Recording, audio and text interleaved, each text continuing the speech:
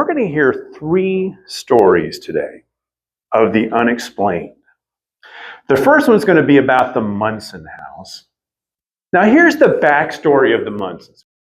Albert Munson, famous historic character, state legislator, probate judge, owner of the Munson and Sons hardware, and also a spiritualist.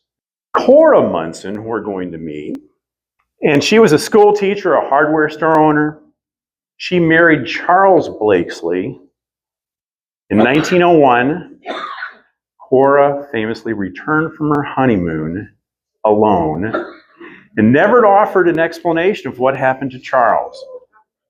She took that secret to her grave. She told one of her best friends, who also took that secret to her grave, "We can speculate, but only she returned from her honeymoon." She was also a suffragette and a spiritualist.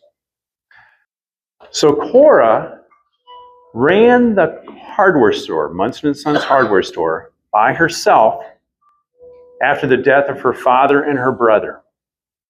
It's where the Lucky Dog bakery is now uptown. You can still see at the very top, it says Munson. They didn't just sell hardware, they sold all variety of dry goods.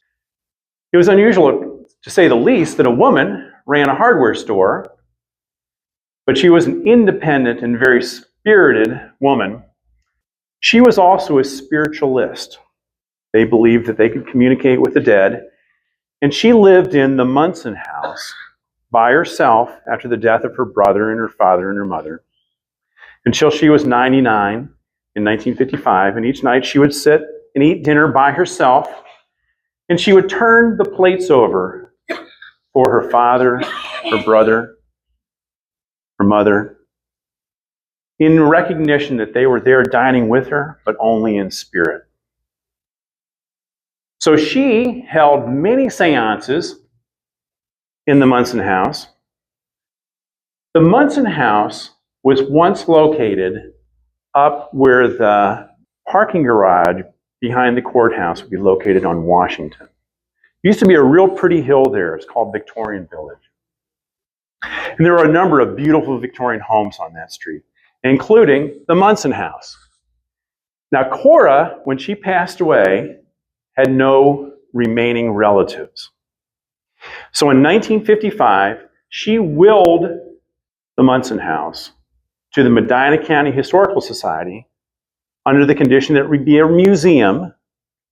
And it was from 1955 until 1985, when the Medina County Historical Society had an opportunity to acquire the John Smart House, which is uptown right across from City Hall.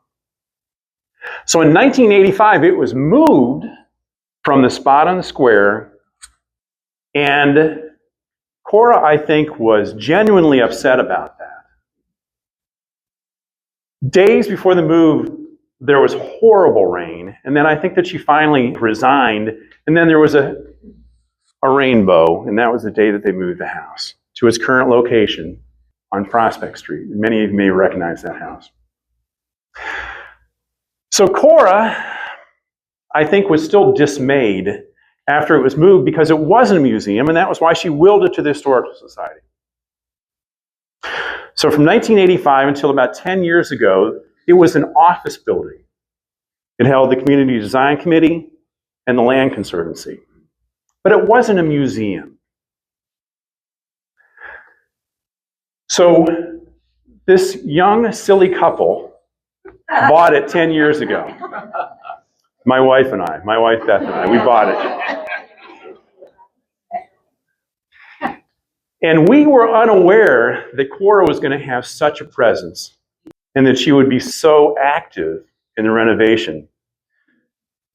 We resigned to the fact that this is her house and we're just keeping it. We're just stewards for the next generation. This is her house and we're honored to live in it. So first of all, Cora and her family were active in spiritualism. And it's really interesting that we have transcripts at the Historical Society on file from seances that occurred right in our parlor. And it was peak in popularity from 1880 to 1920. And if you're going to have a seance, let's talk to a dead president, you know? Let's go right to the top. So there is a great transcript of a seance with President McKinley, who was assassinated in 1901. The medium was Electra. My first encounter with Cora is when this house came on the market. And I knew the house because I had been through the house when it was a museum when I was a Boy Scout. And when I first walked in with the realtor, when the house was for sale, I immediately started bawling, just uncontrollably. And I kept repeating, we need to buy this house, we need to buy this house. So I sensed strongly that Cora chose us to buy this house. She'd already chased away some realtors who looked at it earlier. She wanted us to buy this house and be good stewards. And so we did. And she has been very active in the remodeling. When we bought it, it had been an office building, so it didn't have a kitchen, didn't have a shower, it didn't have the things that you kind of want in a house. So we let Cora participate. So for instance, when we were remodeling the kitchen, we set all of the different samples of the cabinets up against the wall, and when we got up in the morning, the one that she wanted was laid down.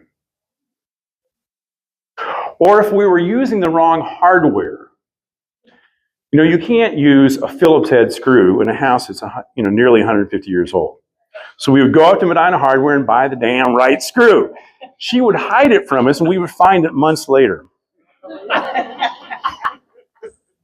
So she was very, very active in the remodeling process. And in deference to her, we kept the Victorian decor. And we've tried to buy some pretty serious museum pieces that would, I think, please her. We also set our bedroom up in the front where we speculate it might have been. And these were the old museum display cases. We just put some frosting on the front so we could put our clothes in there. But that's her bedroom. And there's another thing I can't explain to this day.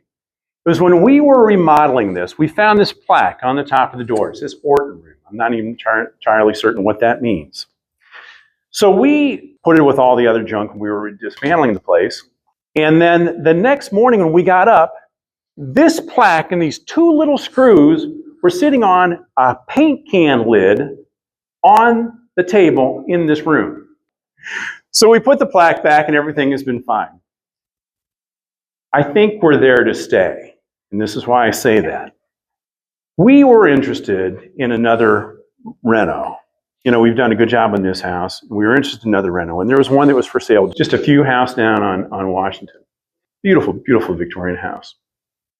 So we talked to the realtor, and we had some paperwork in the kitchen, and I was walking from the parlor to the kitchen, and all of a sudden in front of me, this is a beautiful dining room set. One of the chairs just falls down in front of me. Got the message, of course. Don't you dare buy that house. You're here to stay. I couldn't explain that. To see someone dump the chair down, that was a pretty serious message. So we decided we're going to stay where we are. And it's been placed on the National Registry of Historic Places. And I think that's an honor to Cora also. And we do have it open for public tours on occasion. Also, this is the McDowell Phillips house. It sits right next door. Cora's bedroom set is in this window right here. This is her bedroom. So she can look out from that bedroom in that beautiful curved glass window and see her house. And when we first redid that bedroom set, she was, I think, just confused. And the alarm kept going off in her room again and again. Now it doesn't. So I think that she's comfortable that she has two bedrooms. We've been very accommodating. She wants to see the entire house. She can go up in her other bedroom and view the entire property. And her bedroom set is absolutely spectacular. It's on display. And when this house is open for tours, you should definitely go through it.